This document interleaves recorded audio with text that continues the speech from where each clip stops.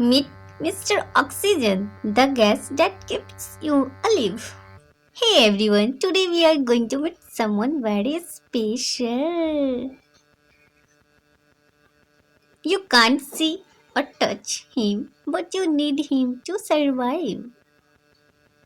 Oxygen is a colorless, tasteless, and odorless gas. It makes up about 21% of the air around us. Every breath you take is full of oxygen. Hi kid, I am Oxygen. I love helping you breathe and stay alive, Mr. Oxygen. Your lungs send oxygen into your blood, and your red blood cells carry it everywhere in your body. Oxygen is your body's energy partner. Inside your cell, it helps break down food to release energy. I am like your invisible charger. Without me, your body battery would run out in second. Mr. Oxygen.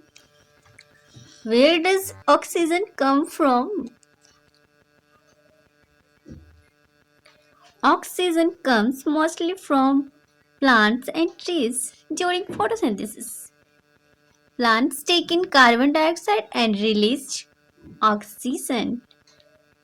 So, every time you see a tree, wave and say thank you. They are my best friend, Mr. Oxygen.